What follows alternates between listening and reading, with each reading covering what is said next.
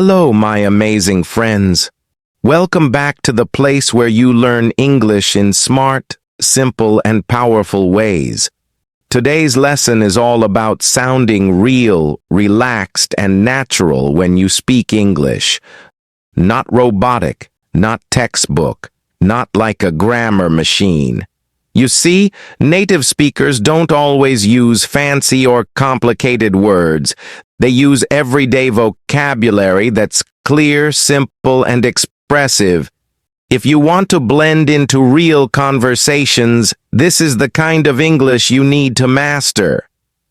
Let's dive into 15 everyday English words and expressions that will help you sound more natural instantly, with examples and explanations for each. 1. Actually is a very useful word in English that helps you correct or clarify information in a polite and natural way. Instead of sounding too direct or argumentative, this word softens your response while still introducing new or correcting details. For example, if someone says, "You're from London, right?" you might say, "Actually, I'm from Manchester." It's a great way to adjust the listener's understanding without sounding rude.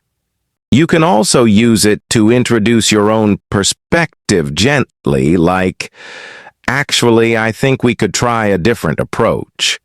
Because it keeps your tone respectful and helps guide conversations.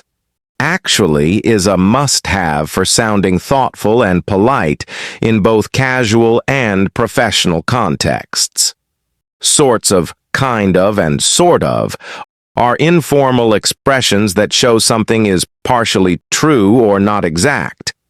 Native speakers use these to make their speech sound softer and more relaxed. For example, saying "I'm kind of tired" sounds less serious than saying "I'm really tired," which helps avoid drama or strong opinions. You can also say, "It's sort of a comedy, but with a lot of serious moments." These phrases allow you to express uncertainty or mild opinions in a friendly way, making your language sound more flexible and conversational. 3. Basically is an excellent word to use when you want to simplify something or explain it in a general way. It helps you focus on the most important part of your message. For example, "Basically, we need to finish the project by Friday," helps your listener understand the core idea quickly.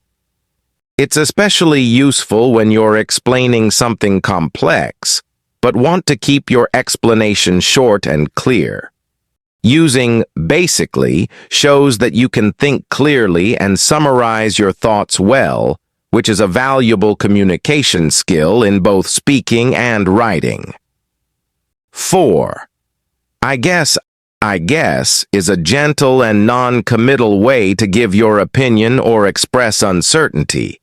It shows that you're not 100% sure or don't want to sound too forceful. For example, "I guess we can go to that new place for lunch," makes you sound easygoing and open to suggestions. It's also helpful when you want to avoid sounding too confident about something that might change. Because of its soft tone, "I guess" is a favorite among native speakers, especially when making casual decisions or giving light opinions. 5. Totally, definitely, absolutely. These are enthusiastic words you can use to strongly agree with someone. They are short, powerful, and commonly used in informal conversation to show that you're excited or supportive. For example, if a friend says, "Let's go to the beach," you might reply, "Totally." You could also say, "Absolutely," or "Definitely" in more formal situations. These one-word responses are very effective for keeping the conversation energetic and positive. They show confidence and can strengthen your agreement without needing a long explanation. 6. Anyway Anyway is a very useful transition word that helps you change the topic or return to the main point in a conversation. It's like a gentle turn in the road during a discussion. For example, if a conversation is going off topic, you might say, "Anyway, back to what we were talking about." Or after finishing a side story, you can say, "Anyway, that's what happened." This word keeps your conversations focused and flowing naturally, which is why native speakers use it often when shifting directions smoothly. 7. No worries. The phrase, "no worries," is a casual and friendly way of saying, "It's okay, no problem," or "don't worry about it." It's commonly used in everyday English, especially when responding to apologies or thank yous. For instance, if someone says, "Sorry for the delay," you might reply, "No worries," to quickly reassure them that you're not upset. It's also perfect when someone thanks you for something. "Thanks for helping me out." And you simply respond with, "No worries, anytime." This short expression carries a lot of warmth and ease. It shows you're relaxed, understanding, and emotionally intelligent, a hallmark of fluent, natural-sounding English. 8. You know? You know is a conversational phrase that turns your speech into a shared experience. It's often added to the end of sentences to check if the listener understands or agrees, making the interaction feel more inclusive and connected. For example, "I was so nervous before the interview, you know," helps express emotion while gently inviting the other person to relate. Native speakers often use it when sharing stories, emotions, or personal opinions. This phrase adds rhythm and natural pauses to your speech, making your conversations sound spontaneous, relatable, and authentically human. 9. By the way, BTW. By the way is one of the most commonly used expressions for casually introducing a new topic or mentioning something that isn't directly related to the current conversation. It's like a social bridge, helping you switch gears without sounding abrupt. For instance, while discussing weekend plans, you might say, "By the way, did you hear that Jane's moving to Canada?" You can also use it to bring up forgotten points. "By the way, I meant to ask, how's your project going?" It's equally useful in writing, especially in informal emails or messages. Using "by the way" shows conversational agility and helps you sound more engaging and well-rounded in discussions. 10. I mean is a phrase that allows you to clarify, correct, or add depth to what you've just said. It's a useful filler that gives you a moment to refine your thoughts while keeping your tone friendly and fluid. For example, "It's not the worst restaurant. I mean, the food's okay, but it's overpriced." This phrase helps you sound thoughtful and gives your speech a more genuine, reflective feel. It also shows that you're willing to reassess your opinions or add context, which can make conversations richer and more relatable. Use it when you want to be honest, nuanced, or simply more human in your expression. 11. Sounds good, looks good. Both "sounds good" and "looks good" are go-to expressions for casual agreement or approval. Use "sounds good" when responding to ideas or plans. For example, "Let's meet at 3. Sounds good." Meanwhile, "looks good" works better when reacting to something visual or tangible, such as a document, design, or even food. Here's the report you asked for. "Looks good to me." These phrases are quick, informal, and carry a tone of friendliness and efficiency.